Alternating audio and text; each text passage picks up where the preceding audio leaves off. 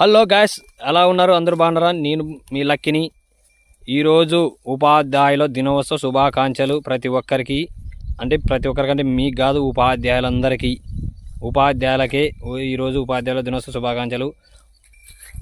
గురు బ్రహ్మ గురు విష్ణు గురు దేవో మహేశ్వర గురు సాక్షాత్ పరబ్రహ్మ తస్మై శ్రీ గురవే నమః. అనగా గురువే మనకు దైవము, తల్లి, తండ్రి, గురువు అని దైవం అని చెప్పేసి అంటారు. కాబట్టి గురు బ్రహ్మ గురు విష్ణు గురు దేవో మహేశ్వర అన్నారు. అంటే గురువు బ్రహ్మ విష్ణువు మహేశ్వర ముగ్గురు ఆయనని, మొత్తం తల్లి తండ్రి మొత్తం ఆయననే. కాబట్టి గురు బ్రహ్మ గురు విష్ణు గురు దేవో మహేశ్వర అన్నారు.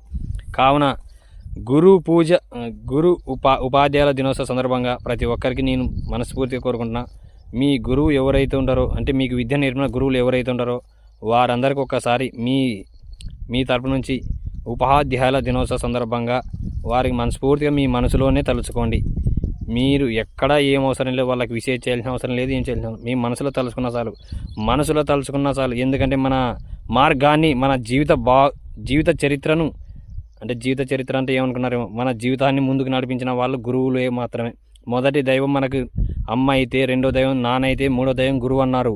మొదటి అమ్మ ఎందుకైంది? మనల్ని పుట్టించింది. నాన్న నడక నేర్పినాడు.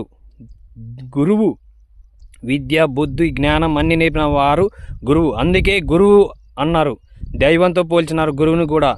ఈరోజు మనం చరిత్రలు తిరిగేసి చూస్తే కూడా గురువు లేని విద్య గుడ్డి విద్య అన్నారు. అందుకే గురువు అంటేనే దైవంతో సమానం. ప్రతి ఒక్కరు నేను మనస్ఫూర్తిగా కోరుకుంటున్నా. ఈ వీడియో చూస్తున్న ప్రతి ఒక్కరికి మీరు లైక్ చేసినా చేయకపోయినా ఈ వీడియో 5 మందికి షేర్ చేయండి. ఎందుకంటే మీరు గురువు మీద నమ్మకం కొద్దీ ఈ వీడియో 5 మందికి షేర్ చేసి ప్రతి ఒక్కరికి చెప్పండి. మీ మనస్ఫూర్తిగా మీ గురువుని మీ మనసులోనే తలుచుకోండి. మీరు ఎక్కడ వెళ్ళాల్సిన అవసరం, మీ మనసులో తలుచుకుంటే చాలంట.